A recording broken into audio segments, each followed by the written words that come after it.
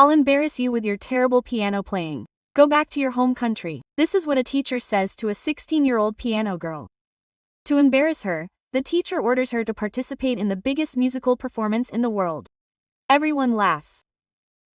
But the moment she puts her fingers on the keyboard, everything changes. Please subscribe to the channel before watching. This is a high school in California, USA.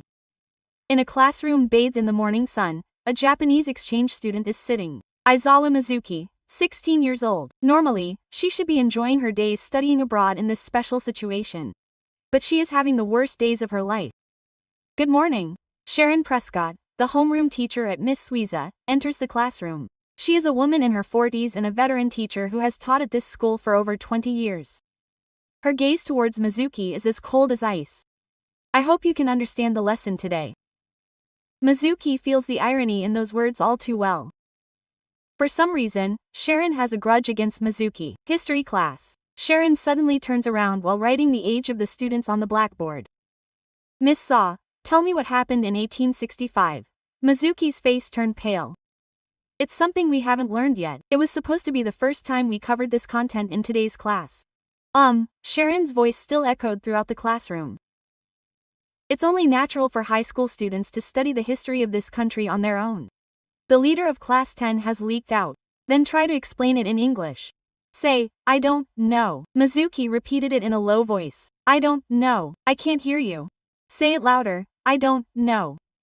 Now, repeat it until the whole class can hear. Mizuki's face turned red and she was made to repeat it over and over again. The students giggled, and some even pointed their smartphones at her. During lunch break, Mizuki was crying alone in a corner of the library. Why am I the only one who has to go through this? She's being attacked by the teacher who's supposed to protect her. No one's helping her. She was starting to regret coming to this country. But she didn't want to go back to Japan. That's because she lost her parents 2 years ago in the spring. Mizuki, you're practicing hard today too. Her mother's gentle voice. The Aimee family was a musical family. Her father was an internationally active pianist. Her mother also studied piano at a music university. Mizuki had started playing the piano at the age of 5 and had won numerous competitions. The first farewell piece was difficult. Her father peered at the score. Yes. I like it a lot. It's kind of sad, but it's also beautiful. That's right. Parting is sad, but it's also a hope for new encounters. At that time, she didn't know the true meaning of parting yet. Mizuki got into a fight after dinner. Are you ready for tomorrow's lesson? I'm tired today, so tomorrow is fine. That won't do. It's the accumulation of daily effort that's important. Tanaka was 14 years old, his rebellious phase in full swing. Mizuki exploded with frustration. Shut up, piano. That's all you say about the piano. Mizuki, I hate the piano. I hate mom and dad too. Mizuki screamed and shut herself away. The next morning when she returned from school, her grandmother was waiting at the entrance. Mizuki's dad and mom were both there, and her grandmother's voice was trembling. There was a traffic accident on the way to buy a cake. Mizuki collapsed to her knees. After a fight, they always made up with Mizuki's favorite strawberry shortcake. The words from yesterday kept repeating in her head. She hated the piano. She hated her parents too. That was the last conversation they had. It was her fault. Because of her mother, the piano brought misfortune to her parents. That's what she believed. Since then, Mizuki has not touched the piano. Just looking at the keys brings back memories of that day. So her grandmother suggested that she study abroad in America as a high-ranking official. Mizuki decided to go. Anything would do if she could escape from her past and the piano. But the place she escaped to was hell. Her days in America were harsher than she had imagined. Prejudice, loneliness, everything weighed down on Mizuki. There's always someone watching. Even though her mother used to say that, the reality was different. No one was watching. No one would help her. Then one day, Sharon made a sudden announcement. There will be a music competition next month. The classroom was in an uproar. The winner of the annual major event, the core division, would receive luxurious prizes and a scholarship. This year, it will be held specially at the City Music Hall, and local residents and people from the music university will also be attending. And the students from my class who will be competing in the piano section. Sharon's gaze was directed at Mizuki. A bad feeling ran down my spine. It was your mistake. E freezes. Plus 10 exclaims in surprise. My piano was on my resume. A cruel smile appeared on Sharon's lips as she said that her parents were pianists. This is a great opportunity. Let's have the American students show you what you can do. But if you don't want to, that's fine. However, if you can't fulfill your responsibilities as an exchange student, you'll have to return to Japan. Mizuki's face went blank. This is a trap. Sharon wants to get rid of Mizuki. Why go to such lengths? After school, Mizuki said, I can't play the piano. But I can't go back to Japan either. Not knowing what to do, I wandered around the school. Then, in a corner of an unpopular music room, I found an old piano. It was a dusty grand piano that looked like it hadn't been used for years. Mizuki slowly approached and touched the keys with trembling hands. At that moment, memories came flooding back. The gentle smile of her father's large hands, the happy battle they played together. Tears wouldn't stop flowing. Trauma overwhelmed her, and she couldn't play properly. Her fingers remembered. But her heart refused. Mizuki turned around at the sudden voice asking why she was crying. There stood a girl of about 10 years old. She had big, round eyes and chestnut-colored hair. Who are you? Are you waiting for your big sister Emma? The girl stood in front of the piano and touched the keys. Mizuki asked if she could play the piano. Emma shook her head. She couldn't, but she liked it. The sound was beautiful, and her pure eyes stared at Mizuki. Big sister, play. I'm not good at it. Is it okay? I want to hear it. Mizuki was confused by Emma's innocent request. But she couldn't refuse when faced with the purity in her eyes. She began to play a simple tune, sparkling and clumsy. It was the first song she learned as a child. Her fingers were shaking and the rhythm was unstable. But Emma listened with sparkling eyes. What an amazing big sister. Emma showed a genuine smile of genius. A small light shone in Mizuki's heart. With an excited expression, Emma asked, Will you play again next week? Mizuki hurriedly shook her head. Hey, is that not okay? Emma asked in a small voice. Her eyes were so pure and sad that she wanted to refuse. She wanted to run away from the piano. But she knew she would betray this girl's expectations. It just slipped out of her mouth. Emma's face really lit up. She held out her pinky finger and broke into a big smile. It's a promise. Mizuki smiled resignedly and made a pinky promise with her little pinky finger. Yes. A promise. It had been a long time since her heart had warmed.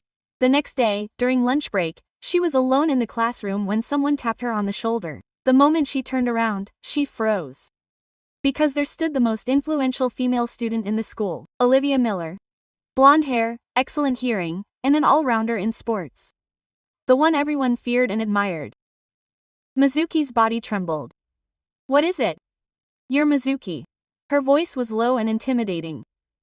The other students began to pay attention, wondering what was going on. Yes, excuse me. Something came up, so Mizuki had no choice but to obey. As she walked down the hallway, she trembled, imagining the worst possible scenario. Could it be that Ms. Sharon asked her to do something to her? Olivia had brought her to the music room yesterday. If something happened here, she wouldn't be able to call for help. 5. I'm sorry. If I did something, I apologize. I'm sorry. Yeah, what are you talking about? I came to talk to you. Olivia said. You met your sister Emma here yesterday. Mizuki was surprised. That girl was the queen's sister. Emma is sick. She has a child and has been going to the hospital repeatedly. Olivia's expression was tingling. She had been feeling particularly unwell recently and hadn't talked to anyone. I don't laugh anymore. But I laughed for the first time in a long time after hearing your piano yesterday. Your piano playing was amazing, big sister. Thank you. Thank you so much. The school queen bowed deeply. Mizuki was flustered. I don't know anything about that. And there's one more thing. Olivia looked up. I know Sharon. She's against the exchange student program, and she's bullied and expelled an exchange student before. You made Emma smile. So Olivia held Mizuki's hand. Let's be friends. It must be hard to be alone. Mizuki's tears welled up in the warmth of her hand. Yes. Thank you. From that day on, Mizuki, Olivia, and Emma started spending time together. After school in the music room, Mizuki played the piano, and Olivia and Emma listened. At first, her playing was halting, but little by little it became smoother. Mizuki's piano playing was getting better and better. Emma's innocent compliments helped Mizuki regain her confidence. Olivia also supported Mizuki. The time the three of them spent together became irreplaceable to Mizuki. But one afternoon, when the three of them were in the music room, the door suddenly opened. Oh, what a wonderful performance! It was Sharon Prescott, the homeroom teacher, who appeared. Unlike her usual cold expression, she had an unnatural smile on her face, and Mizuki braced herself. Whenever Sharon smiled, she was always up to something. Miss Saw was talented. Why had she kept quiet until now? It was supposed to be a compliment. There was a hint of sarcasm in her words. Actually, I have a wonderful opportunity for you. Sharon approached Mizuki. The school district's Board of Education is hosting a cultural exchange event for students and local residents. A cultural exchange event. Would you like to perform your piano there? It would be the perfect opportunity to rehearse for the music festival. Olivia's face clouded over, and she must have seen through Sharon's true intentions. But Emma's eyes sparkled. It's amazing! Everyone will be able to hear Mizuki Nei's piano playing. That's right, my lady. Her performance will surely move everyone. Sharon's smile never wavered. But those eyes weren't smiling. Mizuki wanted to refuse. But when she saw Emma's expectant face, she understood. She couldn't help but nod. That's wonderful. Then it'll be 2 weeks from now on Saturday at 7 o'clock. The principal is looking forward to it too. After Sharon left, Olivia said worriedly. She's definitely planning something. She's trying to get that girl to fall for her. Don't worry, Emma is looking forward to it too. Mizuki put on a smile. But deep down she was feeling anxious. Mizuki practiced hard for the recital.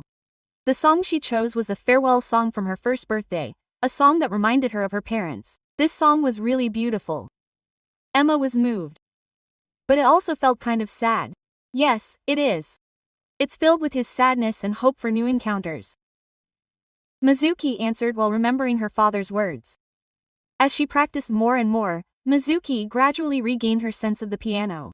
Olivia and Emma's support also became a great source of strength. Let's make sure the performance is a success. The three of them put their hands together and vowed. However, Mizuki's anxiety turned out to be correct. On the day of the recital, many students and locals gathered to watch the action at the venue, and even a local TV camera arranged by the school committee was there. Mizuki was shocked that it had been so dramatic. Olivia held her hand in the wings. It's okay. Just play as usual. Do your best, Mizuki Nei. Emma was cheering her on with all her might. Mizuki took a deep breath and went up on stage. The spotlight was blinding. Sharon could also be seen in the audience. She sat down in front of the grand piano, who was grinning for some reason. However, the moment she placed her hands on the keys, Mizuki froze. Something was wrong. This piano is a mess. The sound is completely out of sync. She couldn't play properly like this. But there was no turning back now. The audience was waiting, the cameras were rolling. With trembling hands, she played the first note. A discordant sound that made her want to cover her ears echoed through the hall. The audience began to grumble. What the heck is this terrible performance? Mizuki desperately kept playing. But the sound remained distorted, and the beautiful farewell song became a harsh noise.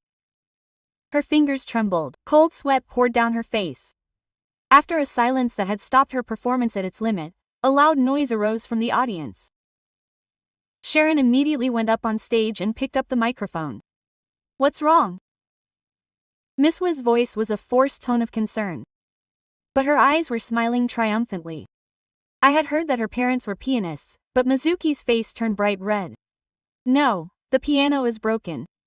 But she couldn't find the words. I'm so sorry, everyone. Sharon gave an exaggerated slap on the head to the audience when a student from my class gave such an embarrassing performance. It's my fault for not teaching her properly. The dojo's voice rose up in response to her false apology. No, it's not the teacher's fault. It was too much for an exchange student. Mizuki stood there on the stage. Her legs wouldn't move. She wanted to run away, but her body wouldn't listen. Olivia was the only one in the audience who realized the truth about that piano. It was Sharon's doing, deliberately making Chodachi crazy. Olivia trembled with anger. Next to her, Emma started crying, and Mizuki's heart was completely shattered. She had failed again. She had become unhappy with the piano again. Mizuki ran away from the venue. Since then, Mizuki had completely closed her heart. She didn't go to school and ignored Olivia's calls. And she had reached her limit and was making preparations to return to Japan. Then one evening, Mizuki was sitting on a bench in a nearby park. The sun was setting and there were few people around. Mizuki was suddenly called out to and turned around to see Olivia standing there. "I finally found you. I've been looking for you for 3 days. Seeing Olivia out of breath, Mizuki tried to run away. "Wait. Please. Just listen to what I have to say." Olivia was desperate. Mizuki had no choice but to sit down again, but she kept her eyes fixed on the ground. "There must be another piece of music. This time, I'll play it properly on the piano. I'll check everything." Olivia's voice was gentle. "That's enough for me." Mizuki choked. "Returning to Japan, the procedures, it's already started." "Huh?" Olivia's face turned pale. "Why?" "That was Sharon's trap. Everyone knows that. It doesn't matter." Mizuki shook her head. "There's no point in playing the piano." Her voice was trembling. Olivia stared at Mizuki's profile. She was silent for a while, but then she took a small breath. "What are you running away from, huh?" Mizuki raised her head. "What are you running away from?" Olivia's voice became a little louder. "You came to America to move forward, didn't you? That's what Grandma said too. To find a new you. And yet you're so weak to throw everything away just because you failed a little." Those words pierced Mizuki's heart. Nanyo stood up too. "What do you know? You don't know anything." "I don't know." Olivia stood up too and faced Mizuki. "I don't know how you feel." But tears welled up in Olivia's eyes. "I know that you really love the piano. I know how happy you look when you're with Emma. It's true that you saved my sister. That child was able to work hard on her treatment after hearing your piano. And yet you're running away?" Tears began to fall from Mizuki's eyes. "Because she's scared." Her true feelings finally came out. "If I fail again, if I hurt someone again, I didn't hurt them." Olivia said gently, "You haven't hurt anyone." Mizuki shook her head. "Those were the last terrible words I said to my parents." Mizuki and Olivia took Mizuki's hand. "The past can't be changed. But the future can. Emma needs you. I need you too." A long silence passed. "It's okay to run away." Olivia hugged Mizuki. "But don't keep running away until the end. Let's fight together." Mizuki cried on Olivia's shoulder for a while. Then she wiped away her tears and whispered softly, "I understand. I'll try my best just one more time." The setting sun gently shone on the two of them. The next day, the training began again. During the day, she did everything she could in the girls' room at school, and at night, she did everything she could with the key she drew on paper. The store is a little more relaxed and feels good. Olivia also studied with me. Emma sent a message of support from the hospital. "Mizuki Nei, you can definitely do it. I believe in you." Those words became Mizuki's support. As she practiced more and more, Mizuki realized playing the piano isn't just about suffering. It can also express joy, hope, and love. She finally understood what her parents had taught her. There are definitely people watching. Her mother's words were true. Olivia and Emma are watching her. The music site performance was packed with students and parents. Sharon was grinning from the corner of the venue. It looks like she's come to embarrass herself again. She could hear the teacher next to her telling her that Sharon had secretly messed up the piano tuning again. The other students were third-degree students who were forced to use the pianos that were being adjusted. "This time, I'm going to get rid of that cheeky foreign student." The students were looking at Mizuki with the same eyes. She's bound to fail again. Isn't she embarrassed? But Mizuki wasn't alone. Today, she wasn't alone. "Mizuki, are you ready?" Olivia called out. There was a quiet confidence in her eyes. "Yes. It's okay." Mizuki fainted. In the audience, Emma, who had received permission from the team, was waving enthusiastically with her small hands. It was finally Mizuki's turn in the piano section. Before going on stage, Olivia whispered in her ear, "No one knows your true ability. Show them." Quote. Mizuki nodded. She sat quietly in front of the piano. She took a deep breath and placed her hands on the keys. The venue fell silent. Sharon smiled darkly, triumphantly. Mizuki closed her eyes and watched her father and mother speak to their illness in her heart.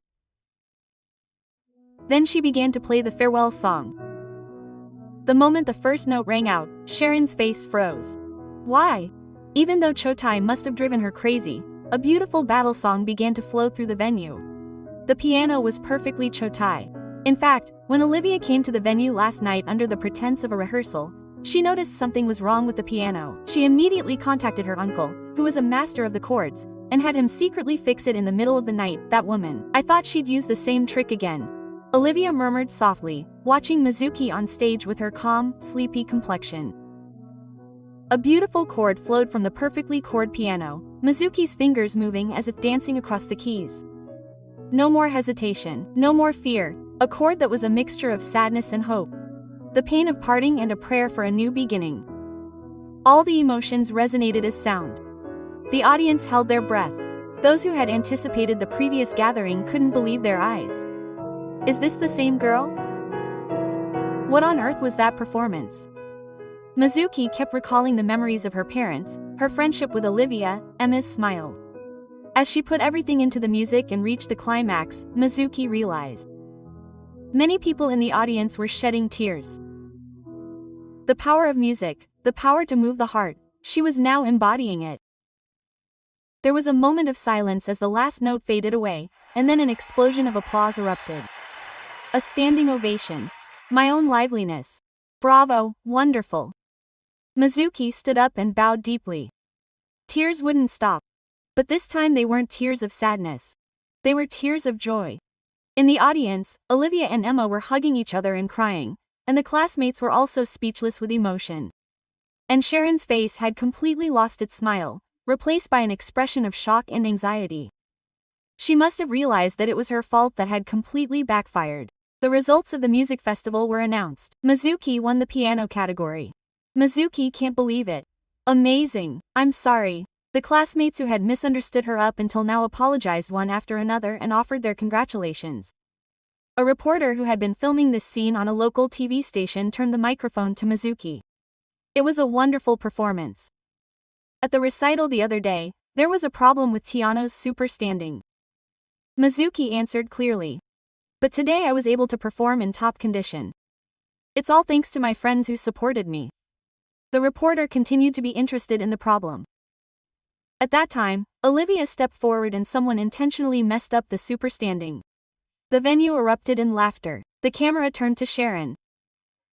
She turned pale and was about to leave the venue. The next day, the local news reported on the discriminatory teacher and the genius foreign student who refused to give in.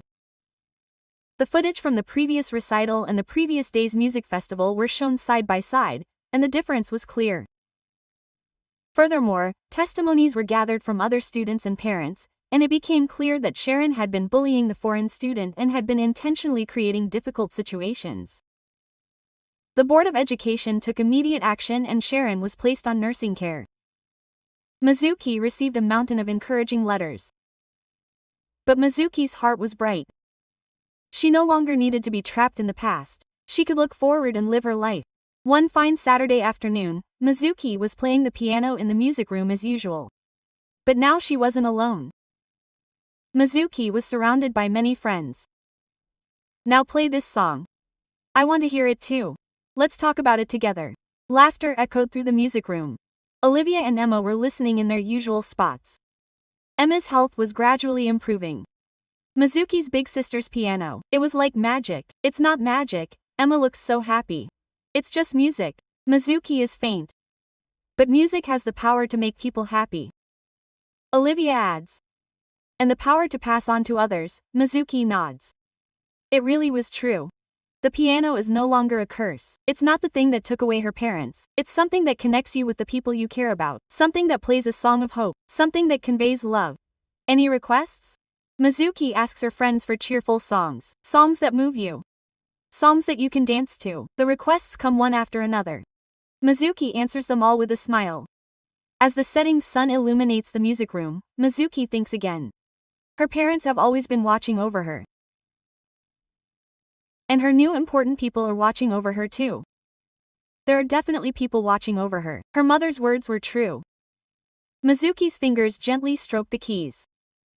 Today, tomorrow, and from now on, this music room will continue to resonate with happy battles.